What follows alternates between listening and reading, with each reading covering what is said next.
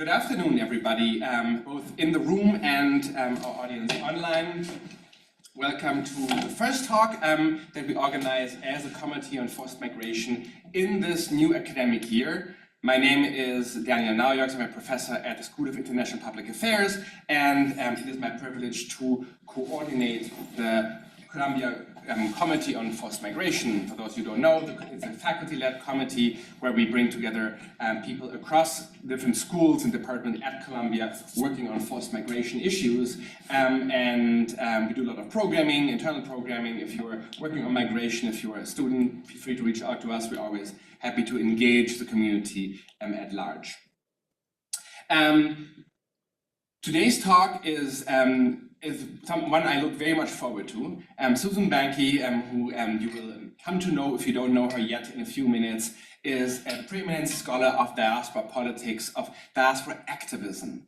She has done a lot of really amazing on-the-ground research, and over the years, I don't know, I've known her for many, many years at different international conferences on political science, international affairs we have met, and I'm always impressed by the level of detail of her research, on-the-ground research. She's done research in Cambodia, in Thailand, in Myanmar, and of course in Bhutan, around Bhutan, which is her latest book that we're going to learn a lot more about today. She is an associate professor at the University of Sydney, but even though she is living in Sydney, as you may also hear in a moment, she doesn't have the Aussie accent yet because she is a native New Yorker. So basically, this is her home, and I'm very grateful for her that she came to us and shared the really interesting insights on diaspora activism and politics in a refugee situation that, as we will learn, and probably you know, is not well known. Like, I'm a diaspora scholar, I'm a refugee scholar. I must admit, before I read Susan Banki's work, I didn't know much about the diaspora, and I lived in Nepal, where a lot of these Bhutanese are, but so even for us as experts, it's a lot to learn from her work. Before we actually get to a main event, which is Susan Banki's talk, we have a short welcome also by the Migration Working Group, which is a student-led working group at Columbia's School of International Public Affairs, SIPA, which really brings together a lot of our students and work on migration. In terms of the event today, we have about 30 minutes of a talk by Susan Banki, who will again present the key ideas about her book, and then we'll open up to Q&A, both for people in the room and online. Once we enter the online space, I would encourage people online, the Q&A space, I would encourage people online also to switch on their cameras if they can. It's a little more inclusive, but you don't have to.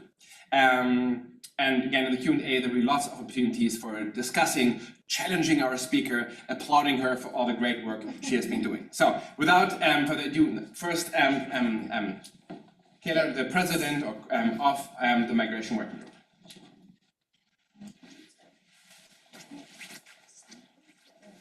Everyone, my name is Kayla. I'm the co-president, along with the wonderful Precarity over here, of the Migration Working Group.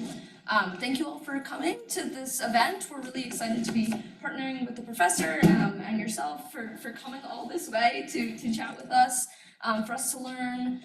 Super excited to be kicking off the semester once again, and hopefully, if you're a second year, that you'll re-engage with the group throughout the year. If you're a first year, welcome to the first event. We'll see you hopefully at the resource fairs in a few weeks, and you can learn more about the group, but we're looking forward to a semester filled with some great volunteering nearby, some interesting discussions on climate migration and economic migration, and would love to hear from you about kind of what you're interested in so we can tailor those talks.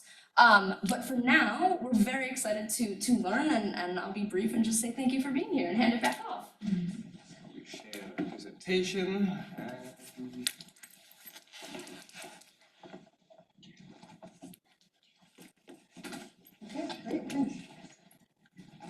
Hi everyone, thank you so much for hosting me, Migration Group. I'm really very grateful. This is a time when we need to be looking at migration issues so intently and so importantly, so I'm very, very grateful to be hosted. by the group and also by my amazing colleague, Daniel Naujoks. It's really a great honor. I also feel like today's I'm feeling good about the day. The first thing that happened is I was at a market this morning and one of my sellers was speaking Nepali, and I said, "Oh, are you from Bhutan?" because of his accent a little bit. And he said, "No, I'm Tibetan." And I said, "Oh, I actually study another refugee population in Nepal." And he said, "There is no other one." And I said, interesting. There is one, but to Daniel's point, it's not very well known. So even if you're a migration scholar, you should not feel bad if you don't know much about it. The second thing that happened is I arrived here and the lovely Kayla said to me, "Oh, are you a student coming in for this talk?" So that, I'm in a great mood. Thank you. Thank you for mistaking me for a student, Kayla. You've made my day. Okay. My book has a pretty annoying long title. It's an academic book. It has a colon. I hope to break it down for you so that it doesn't feel so ridiculous with the title.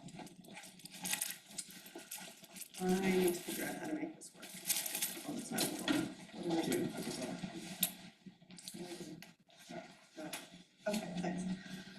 So I'm going to start with a couple of stories. I'm an inductive learner. I see that I have students in the audience, so I'm going to talk also about the way that I think and kind of the way that I've done my research. I think that can be really useful. So I start inductively with some empirical examples. So you're looking at a picture of a man named Ratan Gazmir. Ratan Gazmir was a person that was Nepali-speaking, but born in southern Bhutan. His family was expelled along with him after he protested and asked for some representation. The Bhutanese government claimed that no one in those Nepali camps to which he was expelled had citizenship. Ratan knew that around him there were a lot of people that had citizenship in in Bhutan, before they were expelled. And he got creative, armed only with a scanner and some really old school technical prowess. This was in the mid-1990s. He and his team got some funding, and they went into the refugee camps and they scanned the documentation of people in the camps that had passports, land receipts, and lots of other kinds of documentation that were able to prove his citizenship. They put this in this really clever digitized database, which I've had the privilege to see, where you could click on a district and it would show all the people from those districts that were expelled. It should also then click and show you where those people had left from and the dates of departure. This work was possible in a place nearby, proximate to Bhutan, because all people were nearby, that allowed the documentation to be collected. Mangala Sharma was a young, also Nepali-speaking Bhutanese. She was working in the capital of Bhutan in the early 1990s in Thimphu, and she was working for UNDP, and it started to come out that there was some hostilities. The people that were Nepali-speaking, that were of an ethnic Nepali groups in Bhutan, were starting to be expelled, were being looked at differently. And she got a note under her door that her landlady said, "You have to leave. I don't want you anymore." She went back to her hometown in southern Bhutan, and her parents said, "We gotta go." She'd never been to Nepal. She had young kids. She said, "My God, will my children have yogurt to drink there?" She actually knew nothing about Bhutan. Come on in. Hi, no worries. So she got to the camps, and she started to see how horrific it was. Women that had been under abuse, stories of expulsion that were really difficult. She was very articulate, she spoke English, and she was able to go to conferences, like in Beijing and in Australia and in the US, and she spoke about what had happened to her people.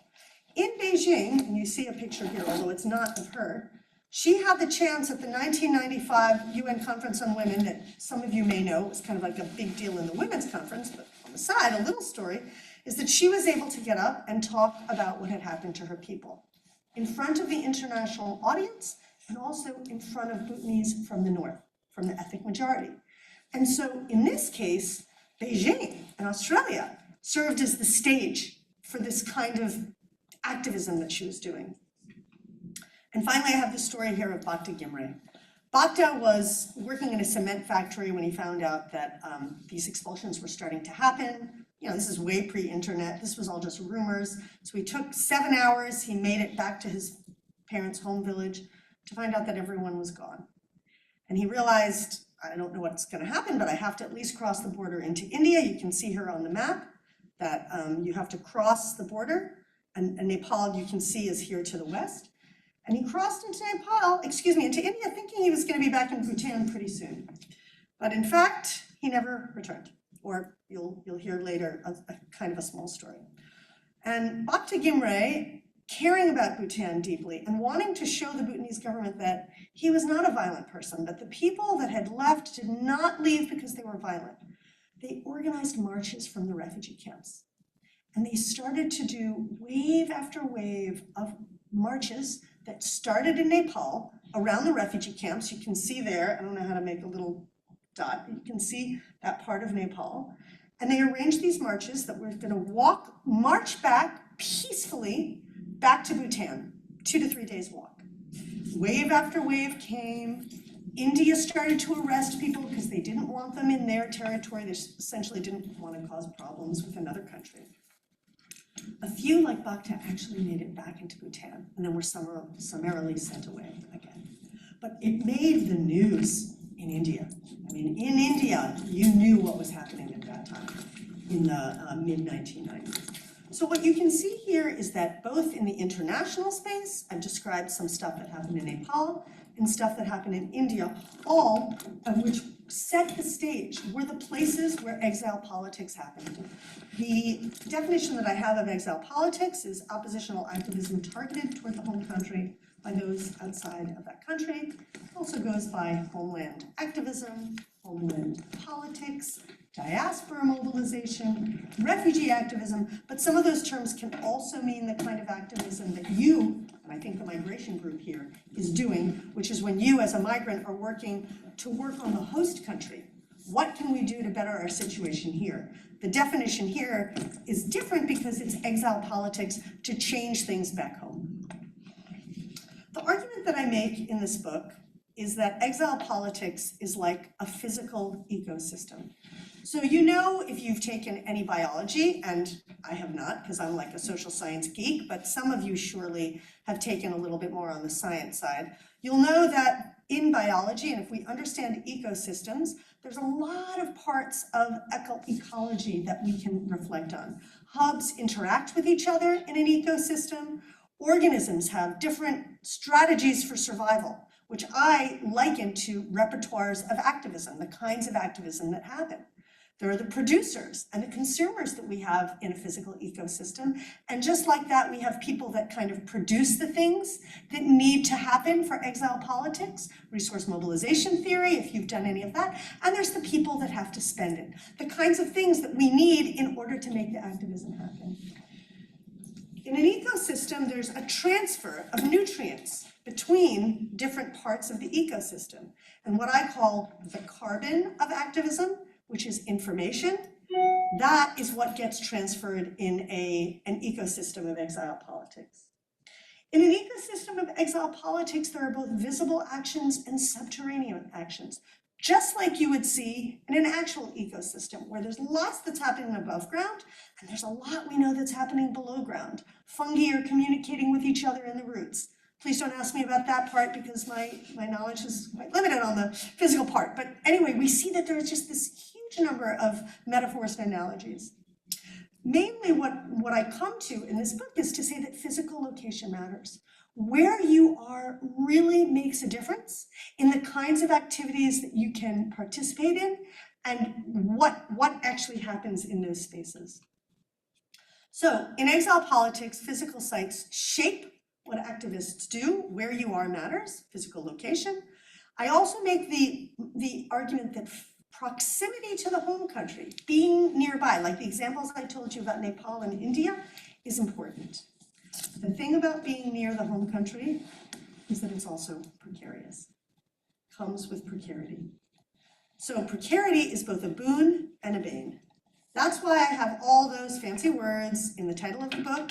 The good news is you can actually leave now, because now you know the summary of the book. Please do not. but I've actually just summarized the whole book for you, and the rest of the book is me telling that story, telling the story of how I make those explanations and how I believe them to be the case. Of course, it's an academic book, so I have lots of theoretical literature. That is still what we have to do, isn't that right, Daniel? And I try to pack it all in the very first chapter. The foundational literatures that I use, there's a lot of people that have written about the spatial dimensions of power. Space itself, the way that we think about it and the way that we use it and how it is used, has its own power. The main authors in this field are Adamson, Lefebvre, Harvey, and Massey. We also look at diaspora politics, the nature of diasporas, the idea that the nature of displacement can cause the kinds of trauma that lend itself to then wanting to change the home country. William Safran, I just can't help but tell the side story of the fact that it turns out that my ex-boyfriend married William Safran's daughter, and they invited me for Passover Seder, and I got to meet William Safran. Like, you know, it's like you get to meet the guy that writes about diaspora politics. And all I wanted to talk to him was diaspora politics. And you will not be surprised to hear that he did not want to talk to me about that. That was like what he wrote about in the 1980s. He's over that now. He wanted to talk to me about everything else, not diaspora politics. Nevertheless. All right, then there's a whole literature on transnational politics, this idea that politics happen not just between countries, but over and above borders. We have specifically some work by Maria Koinova on socio-spatial positionality, which is actually about this idea that the physical matters and also the relationship between physical sites with each other and how that affects the social world. And also there's some work by Martin Jones and Alice Knott on human rights defenders and where they are and whether that makes a difference in what they're able to do. Human rights defenders are very often engaging in exile politics because they're trying to work to change the home country. And then I look at the work of borders and power and precarity, the power to expel, how borders are constructed and why that's a certain kind of power, and a concept that I work on called precarity of place. So if you want to ask me more about the theory, I'm happy to, but the rest of this presentation is actually just about some of my empirical. I do want to spend a little time on my positionality, because I think there are those of you in the room who are interested in being researchers yourself. And we know that social science has an obligation to think about who we are, not just to do our research, but if we're going to do research ethically, not necessarily IRB research, but actually to think ethically about our research, we need to ask questions about who we are and why we're doing the research, because that allows us to shape our research in possibly more ethical ways. Doesn't mean we can't make mistakes, but thinking about our positionality is important. So I had already thought about the idea that I was a white woman of privilege, that I had a passport, that I was able to come and go from camps. But I had not thought about my full positionality until the day that I met Baladam Podell. So Baladam Podell, I had been told early on in my research, you must meet Baladam Podell. Also, you can't meet Baladam Podell. The organization with which he's affiliated is dangerous. He's a grisly revolutionary, and you have to be very careful. And for many years, I should have told you, this took me 16 years to write. Do not be disheartened. It doesn't take everybody that long.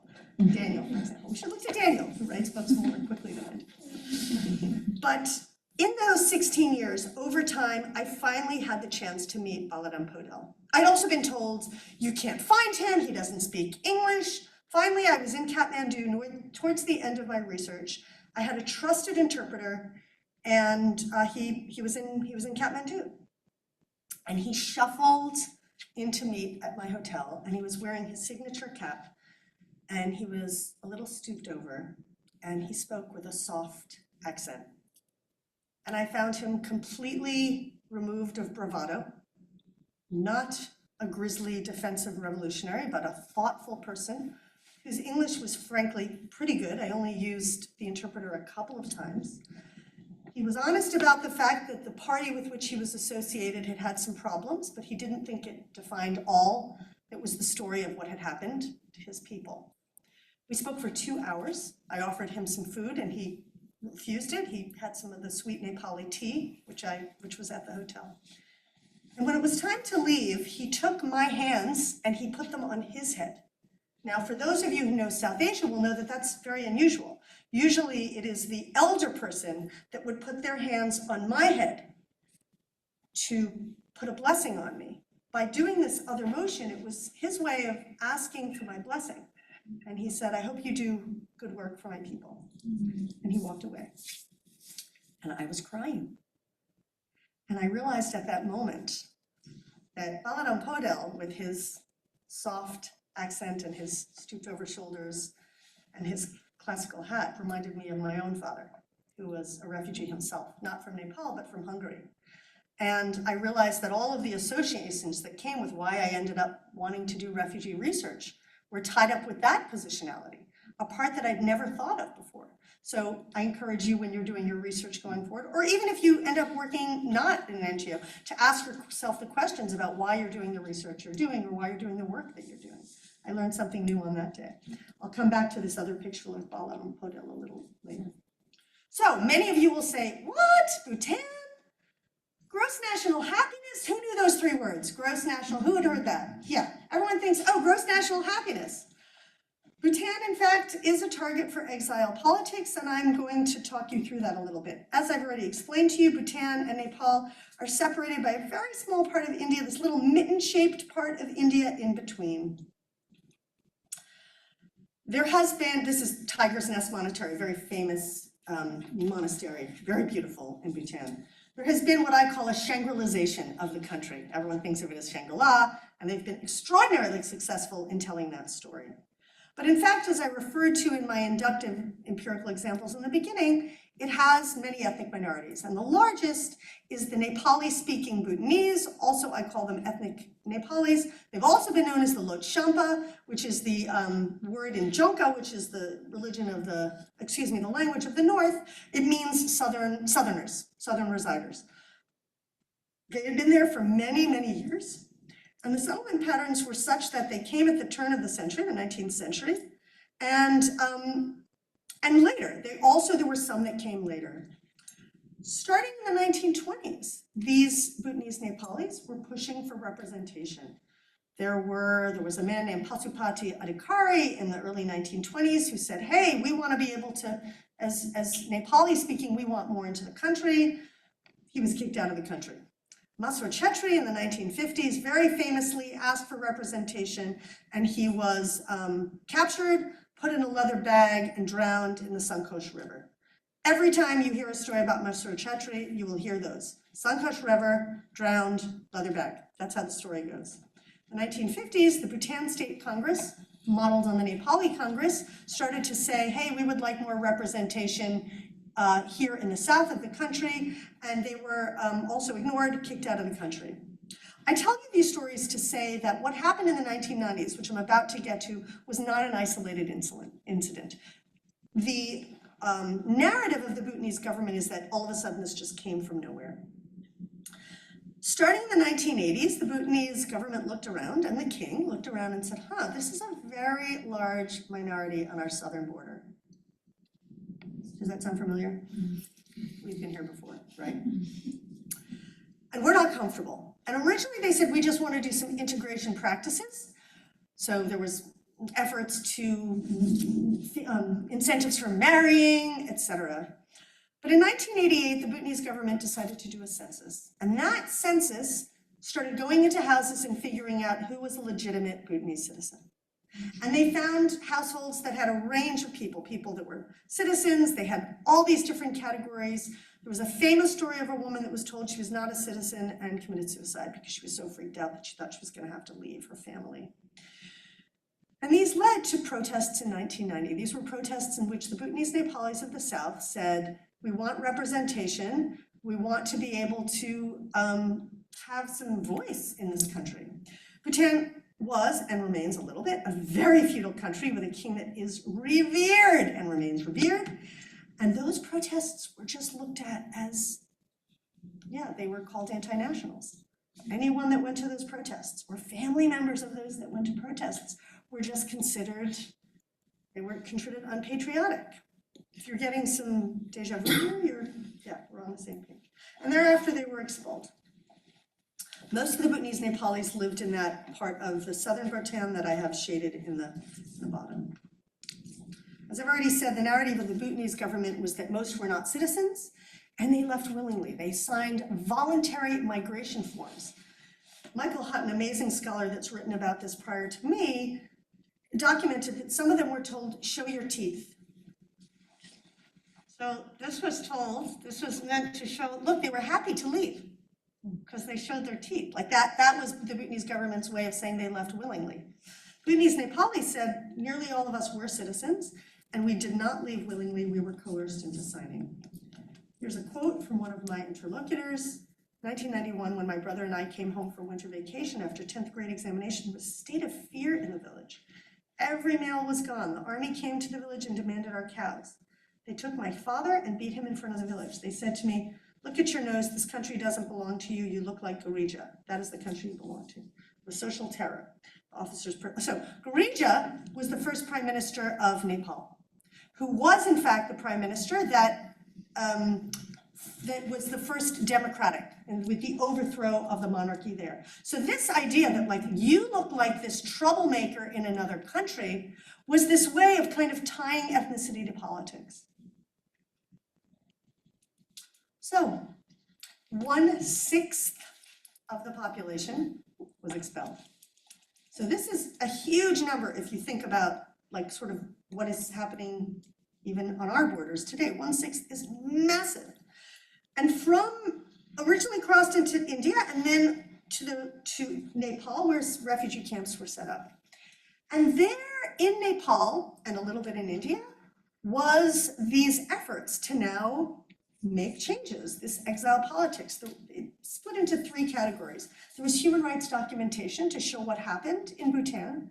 There were calls for democracy to show this is not a democratic country. And then there was this reversing of exile. How can we get back home? So I show in the next chapter how being nearby offered the exile activists some power. So I've already talked to you about the digital database made by Ratan Gazmir.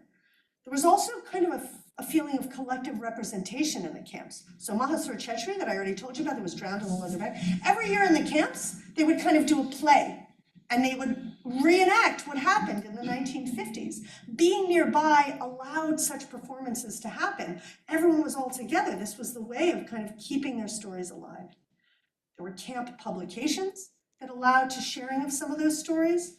There were newsletters that were produced that targeted embassies. Those were written in English, and because the embassies were in Nepal, it was very easy to get into Kathmandu for some, and I should say relatively easy, and to target those embassies. There was the march that I already told you about. They were by foot and they were by bike. And I have to just interject here to say extraordinarily, I was giving a book talk to the Bhutanese refugee community of Manchester, UK this summer, and this picture came up and a man raised his hand and he said, I'm in that picture. It's really very powerful. There were protests in Kathmandu. And even though it's not that close to Dimak where the refugee camps are. And there was lobbying in Nepal and India. Nearby, proximate to Bhutan, allowed those activities to take place. I give an example in the book of an amazing publication you can find. Every single copy on Digital Himalaya, if you're interested, it's called the Bhutan Review. And it's clever, and it's sarcastic, and it's dry. And there were all of these stories in it about some of those systemic problems that had happened with the expulsion and thereafter. And this is an example of where a person had snuck back in to take a picture of his house that had been destroyed. And he was able to carry that photograph out and have it published as a way of saying, see what's happening? Now, some of you, I know, are thinking ahead to say, but Susan, now we have the internet. Hold that thought, please. I'm coming to it. But with that proximity came the problem of precarity. Now, don't tell me that I like alliteration too much. I already know it. I've been teased about it. But I do have the power of proximity and the problem of precarity in my book. And now I have to drink some water because I've been using too many P's.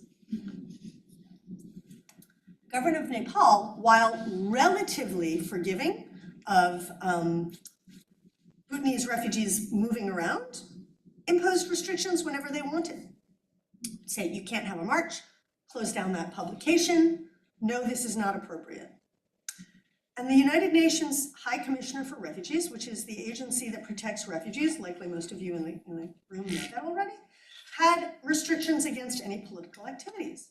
And I want to point to you what a profound tension this is.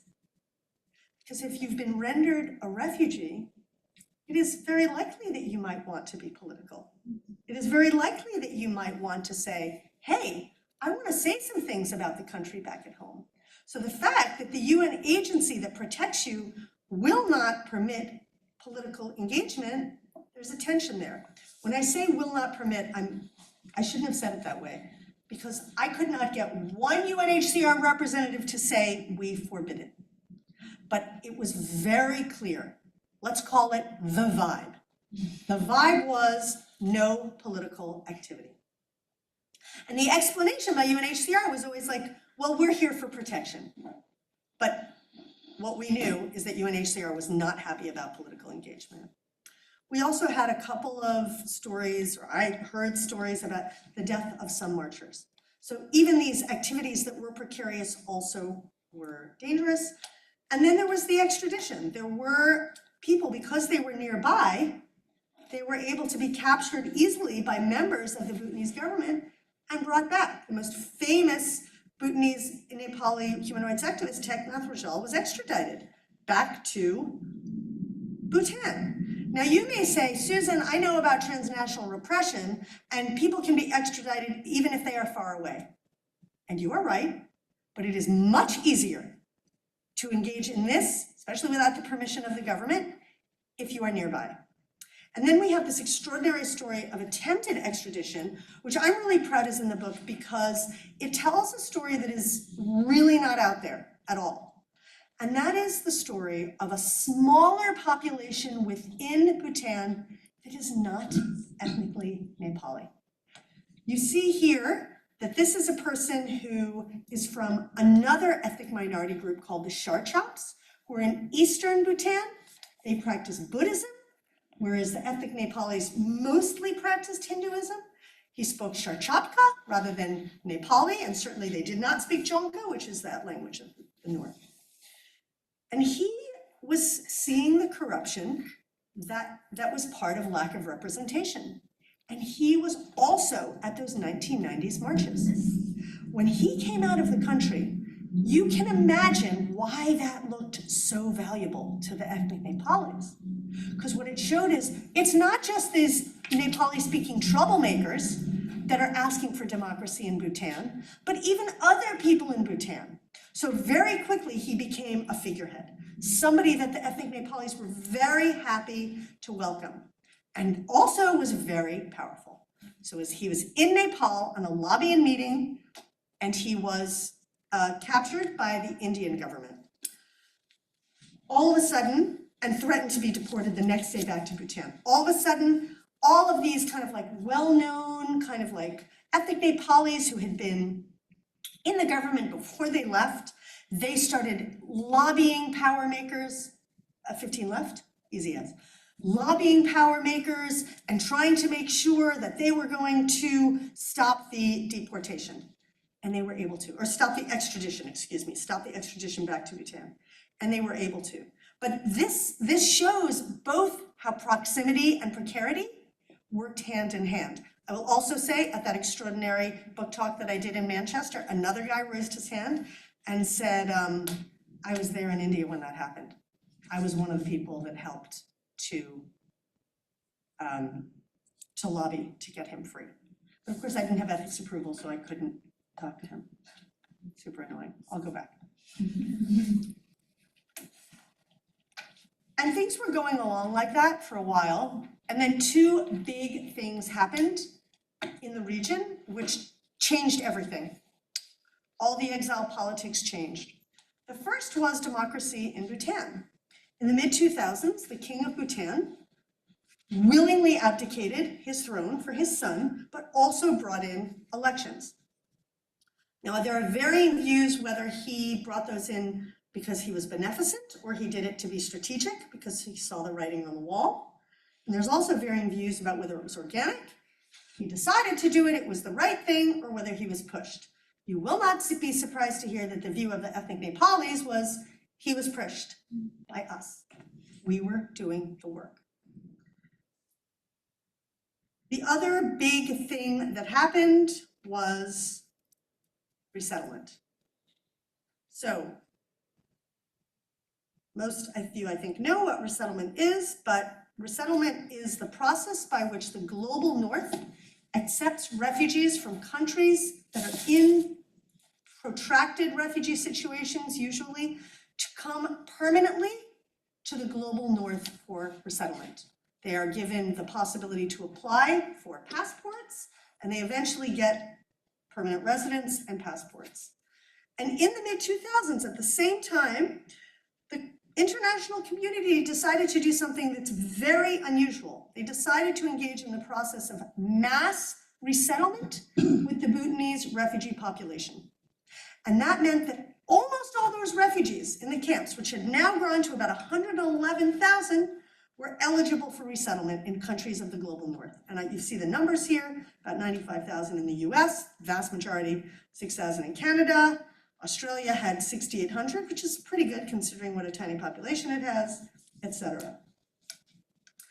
And what this did clearly is created a situation in which there were many, many fewer people in the proximate place of Nepal. Also, including important activists resettled. So, Ratan Gazmir is this picture on the right. That's him at his house in Adelaide, in Australia. Up in the top left, God bless you, is Mangala Sharma, who lives in Minnesota. And Bakta Gimray, with that fabulous beard, lives in Harrisburg, Pennsylvania. God bless you again. So, now we have a question. What does the ecosystem of exile politics look like now that the ecosystem has changed so significantly? The hubs are changing. It's like if you go back to the physical ecosystem, the organisms that I talked about have just changed shape. They've morphed. So is it a sunset or is it a dawn? Well, here are some examples that would show that. I'll let you make your own conclusions. Here we have a picture of the GCRPPB, which is the Global Campaign for the Release of Political Prisoners in Bhutan. There remain about 35 political prisoners who had crossed over the border at some point or had been on the border at some time after the 1990s, and they remain in prison today. And the idea is, now that they don't have family to visit them, and the International Red Cross did allow some people from the refugee camps to visit their families in Bhutan. Those families are now resettled. Just let them go. They were put in prison at a time when the country was not under due process. So there's a big effort to have them be released. And this picture was taken either in New Hampshire or in Pennsylvania. Here we've got some pictures of Bakta Gimray. And I love this picture. It's not a good picture, but to me it speaks to what it means today. Bakta Gimray, now that he has a passport in the United States, cannot go back to Bhutan. Bhutan's regime is famously strict, but he did go to Bhutan, he went to India, and he took this video to say, look, there's my home country. It's just across the border. And he put that on Facebook. And to my mind, that is a form of activism. Like, look guys, it's right there. So there are still activities happening. Even in Nepal, there remain some things happening. There's no big marches, there aren't the numbers, but there are still some publications. And here I have the amazing picture of, there is a Bhutanese refugee cultural complex by a Bhutanese Nepali that never left Nepal. There were some that decided not to go or were not permitted to. You can ask me about that later if you want. And he has started kind of a memorial center in a town called Charali near the Bhutanese camps. And you can see here, this is a memorial. There's all kinds of papers. It's a great place for like the archiving of it, especially if you speak Nepali, which I don't. And here he has a memorial which has a list by Dzongkhag, which is district, of all the people that were hurt or killed from the Bhutanese Nepali community. And you can see here it says where they're from and what happened to them. Shot, tortured. The very first name, what is it? Masur Chetri, drowned. Lest we forget, right? Like the history is long and people have not forgotten. Again, I'll just give a side story to tell you very powerfully that when I was in Manchester, one of the participants came up to me and said, this list is incomplete. And I know that because there was another prison that is not listed here, and I was there. I saw 2 people die. So again, I was not thinking I was going to be carrying out research when I did a book talk. This came quite to the side for me, but it is just, to me, a way to think about how, when we do research like this, to always remain sensitive. Australia as well, there remains some Bhutanese refugee activism. So the king of Bhutan actually came to Australia last year. Right now there's an employment problem in in Bhutan. They're losing a lot of their youngest elite people. They're getting out because the economy is not great. And there was this kind of favorable article written, Bhutan's king is set to come to Australia. Everyone is excited to see him. But a Bhutanese refugee that's been resettled has written this newspaper article that says, locked out Bhutan's king is in Australia, but refugees from his country can't meet him. So again, this kind of exile politics continues in the global north, in places that are not proximate. And I will say, as academics, we're under extraordinary pressure to just write academic stuff.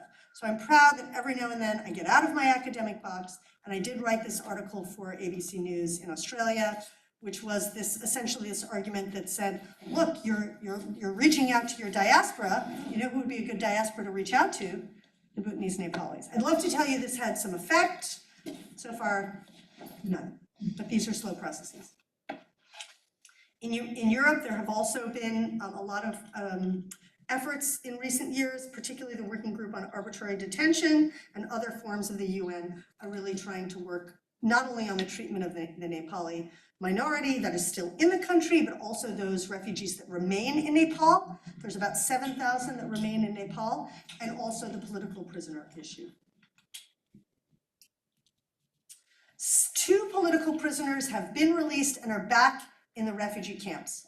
And you can see in this corner on the Zoom call, Ram Karki is one of the most active exiled activists. He lives in The Hague, and he's constantly posting about those that remain in Nepal and how difficult it is for them. And finally, I'm sad to tell you there is a new form of exile politics necessary, and that's because of what has recently happened. I know everyone in this room knows what ICE is doing. What is very little known is the effect that it has had on a very small number of the Bhutanese Nepalis that were settled here. So most of the Bhutanese Nepalis that were settled have passports, but some never got it. Why? You know the reasons. Didn't speak enough English, were really busy with life admin, trying to come to a new country, had not gotten around to it. This is not the first population for whom this has happened. It's happened with Cambodians, etc. And some small number of those had something on their record. Minor infraction, drug use, driving while under the influence, something like that. And those have now been swept up and deported. Now this is interesting, tragic and interesting. How very ironic that for 20 years Bhutan said no. Actually more, 30 years, Bhutan said no. We don't want one to come back, not one. And now the Trump administration says, yeah, we want to send a few back. Bhutan, who is currently a red zone country, so we are now in a situation where Bhutanese cannot come here. They want to cuddle up to Trump so that they can have people from their country going. So they've agreed to take them back. So now suddenly they were able to produce documentation from these Bhutanese Nepalis that did not have it for years. But what happened? They got the documentation, which is the technical way that they cross the border to land in Paro, in Bhutan. And then the Bhutanese government essentially said, let me have that. You don't belong here. Off you go across the border into India.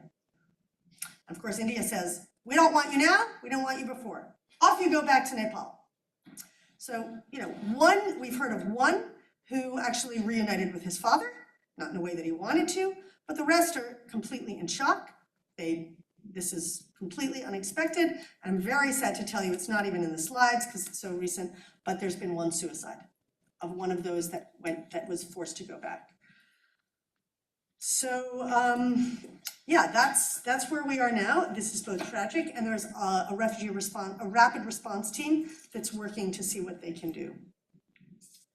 Not in the book, but more recently is what we're seeing is kind of a meld of the ecosystem, the way that memory and politics and solidarity are working together. So there's an amazing organization called Asian Refugees United that is working to kind of understand some of those stories, to understand some of the memories and what collective memory looks like, and also to ensure that it's not just tragic. There's a lot of joy with Asian Refugees United, and I had the extraordinary privilege of doing a kind of a workshop with Asian Refugees United in Harrisburg, Pennsylvania last month. Back to Bhutan. So you may say, great, you've told me all about exile politics, Susan. Has it had a change? Sadly, these things take time. No change for the political prisoners. 2 have been freed, but it is not understood that that's because of the pressure. Not one facilitated return, except for the ones I just told you about.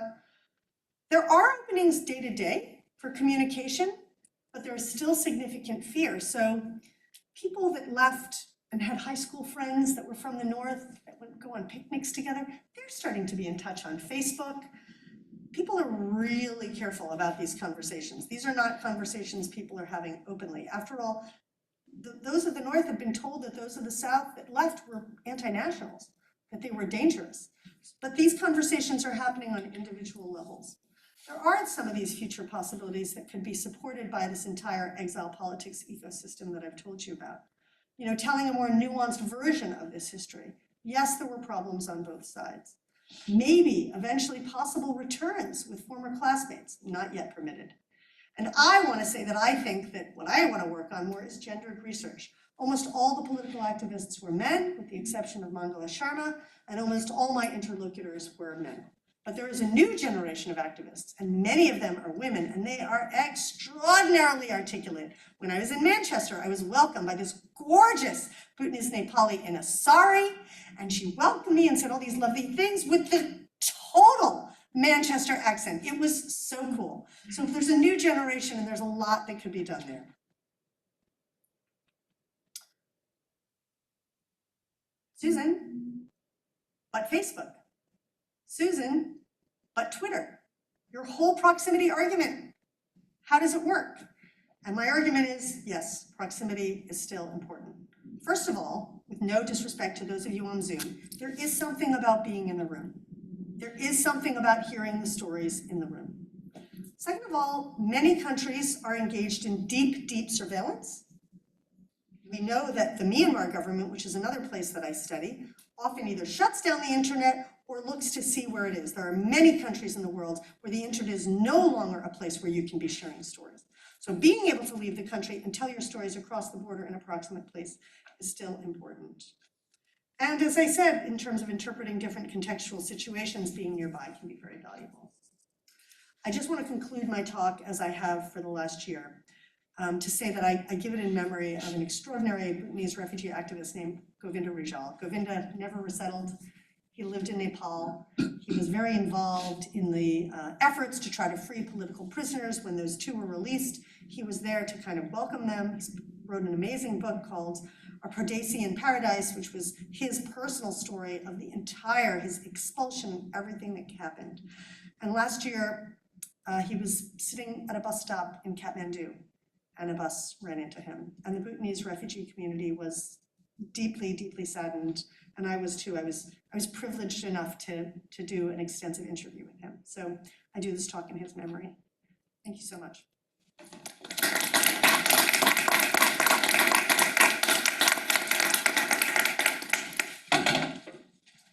Should I just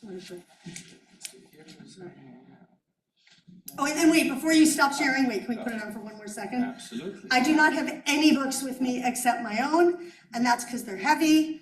They're actually not even that heavy, but still. But if you want to order one, this discount code should work, so there's the QR code. So, yeah.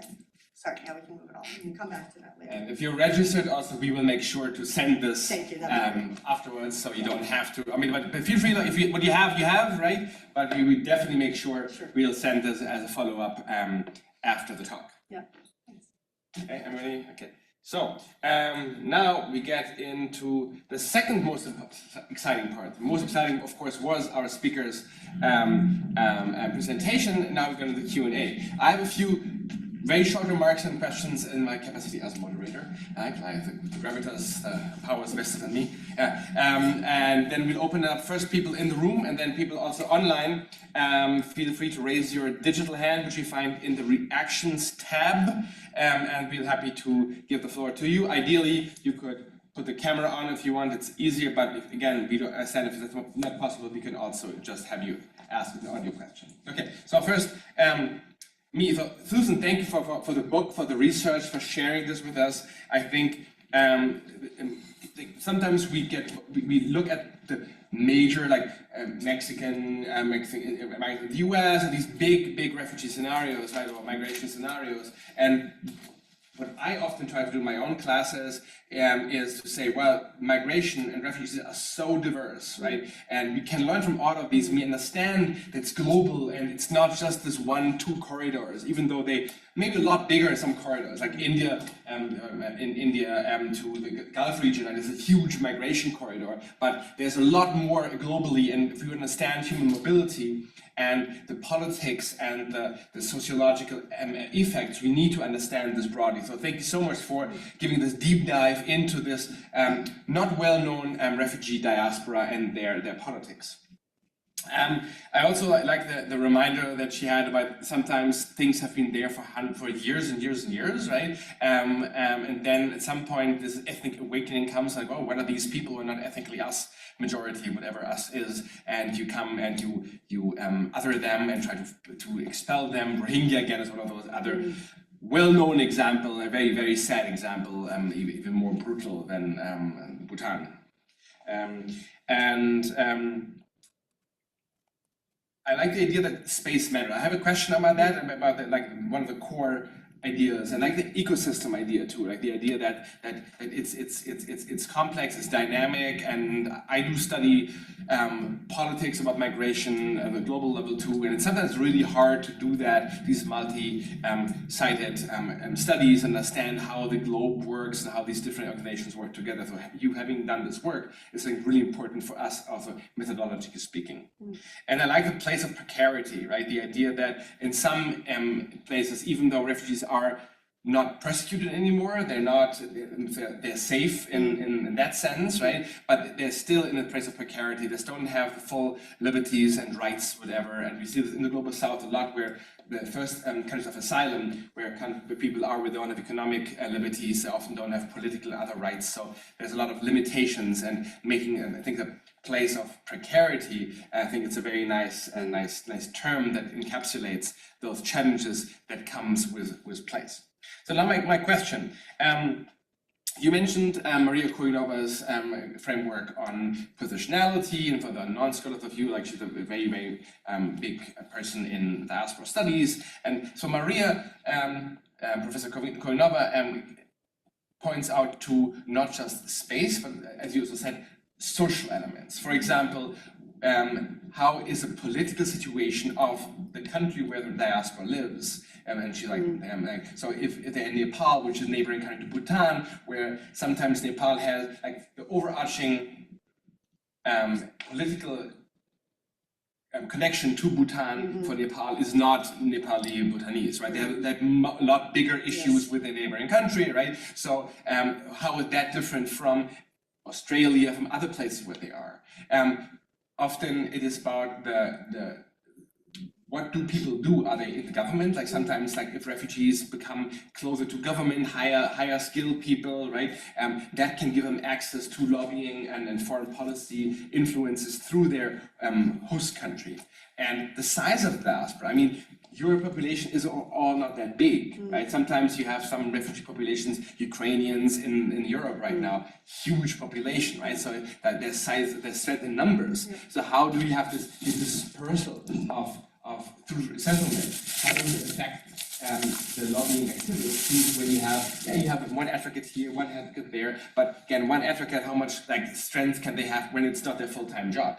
So I would like to know more about like this, the politics of place, also with regard to social and diaspora markers.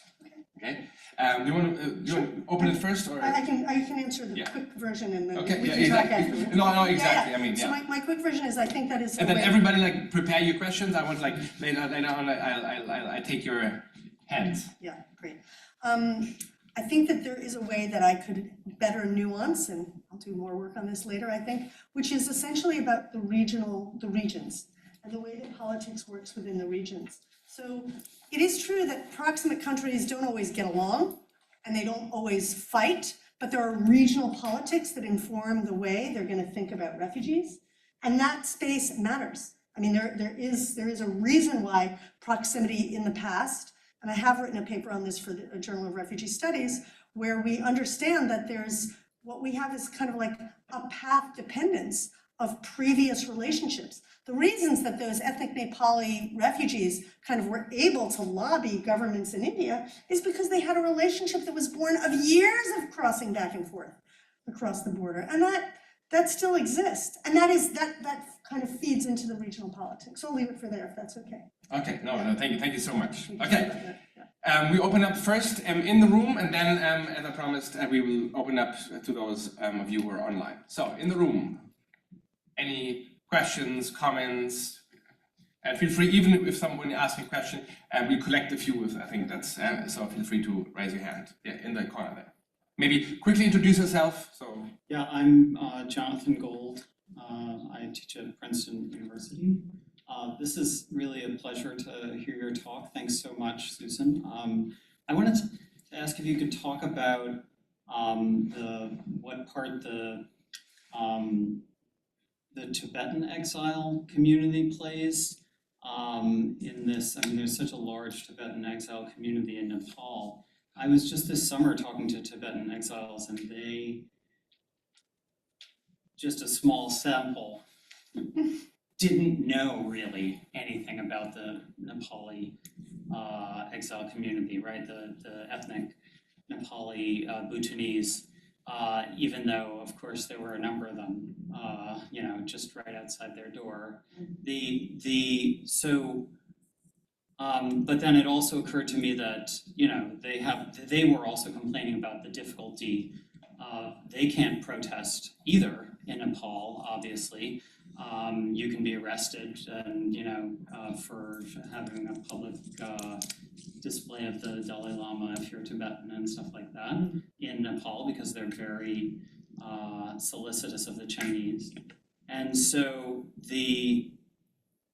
but it did occur to me that the Dalai Lama himself and his government has a certain international position that might be influential in various ways, and they have this kind of liberal position and an interest in refugees over in a general way.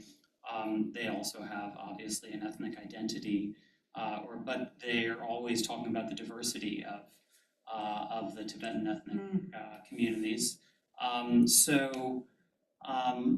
To what degree could they or have they served as a possible outlet or voice in this conversation? I mean, I'll answer that well. Is that okay? Like, don't be shy. Yeah, but can I just answer that one quickly? Yeah. Thanks, John. So you missed the very beginning. I said that just this morning I met like a fruit seller who is from Tibet. He spoke Nepali, and I said, "Oh, are you from Bhutan?" Because I thought maybe he was char chops, because there's some more char chops. And he said, "No, I'm Tibet. Oh, I study Bhutanese refugees." What? There's no Bhutanese refugees in Nepal. So you're absolutely right. So you didn't say it. You were nice, but I'm going to say it. You just pointed out a flaw in my logic, because the Tibetan refugees are as close to China as the Bhutanese refugees are to Bhutan. And in fact, they do not engage in diaspora politics in the same way. And that is to say, China is more powerful than Bhutan. Which is to say, yes, the proximity argument works, and I still stand by it, and I still think it creates these modes of representation, but it's certainly not mile for mile. You can't say if you're this close, you can engage in this much activism. There's more there. And so the short version is, there is no interaction between the two. You know this as well as I do. The places where the Tibetan refugees are in Nepal is not in eastern Nepal. It's in Pokhara. There's a few in Kathmandu as well. And as far as I know, there has been no inter-diaspora solidarity, and I would love to do a project to bring those two populations together. So let's talk. Seriously, I think that'd be so interesting. Yeah, thank you. Thank you for the great question, Isabella. Hello, thank you for your talk. My name is Isabella. I'm from Brazil. I didn't know much about the topic, so it's really interesting to hear more from your research. My question is more about the resettlement part, and especially like the community. I'm thinking now more about like the US because of everything that we are living right now. Are like the community, Bhutanese, Nepal, are they in a specific region in the US? Are they like scattered around? Because I'm also thinking how not having a community close to you also impacts on the lack of activism. I'm not saying that there is none. You may tell me more, because this is kind of my question. Yeah. And do you think that, is there a community, like a strong community located in a specific place within the US, or are they like all over the US? And that's why, maybe part of the reason why activism is not like very strong. And also, have you seen an impact in this activism that they do in the US, as we saw in your presentation? Negatively impacted by Trump and the expulsions and Yeah. Thank you for that great question, Isabella. So the short version is that resettlement broadly, and there's a big literature on this that both Daniel and I can talk about, resettlement broadly has specific kinds of migration patterns, specifically in the US, until there's no more resettlement now. Trump completely stopped the resettlement program. Oh, really? Daniel knows more than I do. South Africans. Oh, okay. So that's... Sorry. No. I had to throw this in there. Let's put that to the side for now. With the exception of the white South Africans. By the way, Australia did that too, so it turns out the US is not the only one doing that. Anyway, with the exception of that, prior to now, what would happen every week is that there was a certain number of refugees that would come to the United States. The week before they came, the largest resettlement agencies in the country would meet in Washington, D.C. every week and go through their files and literally decide where to resettle them. Oh, we have housing here, we have a local contractor here. So there was like a pretty good, well-oiled system. But what happens in most communities is secondary migration. And the time that it happened for the Bhutanese Nepalis was in COVID. They all wanted to be together, they wanted to be nearby, they wanted the support that comes from the community. It had happened before and it's still happening, but COVID was like a kind of a turning point. And why are there large communities now in Harrisburg, Pennsylvania and Columbus, Ohio? Who knows? Maybe because there were a couple of families that were more talkative about it. Maybe they said, hey, there's a factory that has openings. I mean, by the way, it's a really interesting question. If that interests you, the question of like, why secondary migration? I know that the International Rescue Committee, at least a little while ago, was really interested in that. Because you pour your resources in and then they leave. That's okay, they're still okay. But you know, for states, they can often be confused about that. So the short version is that right now, that's where the big communities are. So they kind of are dispersed, they then come together, and what happens over generations? They disperse again, but that's a long-term process. Question about the changes. Look, I know that they stopped one deportation a couple of weeks ago. This is so new though, like we are like everything right now. There's so much happening and the little victories are very small right now. And this is where this interdiasporic solidarity that I talked about is starting to come to the fore. Because now Bhutanese Nepalis are starting to learn about the situation of other groups. The Hmong from Laos, and of course the Mexicans. So yeah, great question, thank you. Yeah. Hi, my name is Seng. I'm a Tibetan refugee. I grew up in India. Oh, wow, so great. this topic hits very close to home. I was wondering how the shift of from Bhutan's government being pure 100% monarch to then democratization has, I guess, changed public's view of the Bhutanese refugees. And also in the recent years, there's a lot of Bhutanese immigrations to Australia. So how has that same migration story as those who are Bhutanese refugees versus others have shared, like, is there a community that's building who has shared same story of migration? And I guess what's like the Bhutanese general public's view and their acknowledgement of it? Such a great question. Also revealing a problem with my research, which is that I've never done research in Bhutan. Oh. I went to Bhutan, but it was not appropriate for me to do the research there because if, as a white person, I'm easily identified, and if I tried to speak to a Lhotshampa, to a Bhutanese Nepali, that could really, it's not dangerous for me, it could be dangerous for them. So I have not had that opportunity, and that's not great. I've read work, I've read the newspaper articles there. So I can't speak too much about what, unless I've heard it from the people that I know, I don't really know what the view is in Bhutan, except for what I read in the government, it's called Kunsel Online. That newspaper is still calling those who left anti-nationals. There's a little more blame on UNHCR these days. Oh, if it hadn't been for UNHCR building those refugee camps, this never would have happened. That's, I would say, patently false, but that's the view there.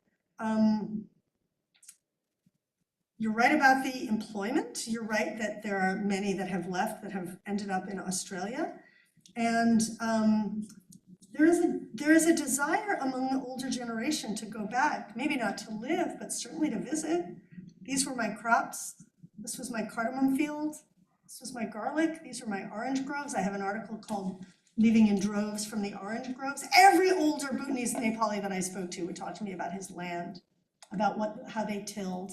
You know, I mean, the connection with, this is not unique. This is true for many places, you know, Palestinians, Ukrainians, Bhutanese, this idea that like this land was sacred to me, was important to me. We see this in other places as well. So did that answer your question? Yeah, just a little follow-up. It's just more about like, is there a diaspora solidarity between the Bhutanese refugees and the newly immigrated Bhutanese people? Oh. And they're acknowledged No. now that they have left their country. No, they are not talking to each other. I did have one interview with a guy who had like a Bhutanese migrant staying with him, and there was something interesting there, but I never got that story. So look, everything, migration is messy, families are messy. So I think there's little places where that happened, and maybe that's where the change is going to come from. But it's a great question. It's a great question. You would be the one to do the research. Let's talk. You and me and John can talk. Thank you. Online, I posted a message. Any would like to ask a question, please raise your hand. We're happy to give you the floor. Otherwise, I saw there was another hand here in the room. Yes. Yeah, so I thank you so much. This is a pretty new topic for me, and I was really happy to come and listen.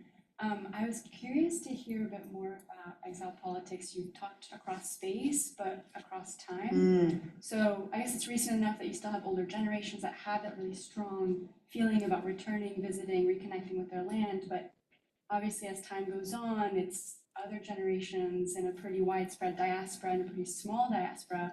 So I don't know, in your research, I guess, if there's anything to say. Yeah, that's great. What's your name? Solen. Solen, that's a great question. And in fact, I think there is an argument to be made about, let's look at proximity, not just from space, from time.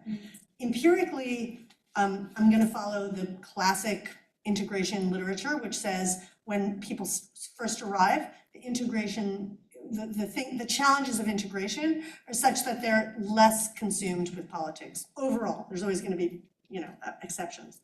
And then after things like where we live, our jobs, settling our kids' education is happening, often there's a return.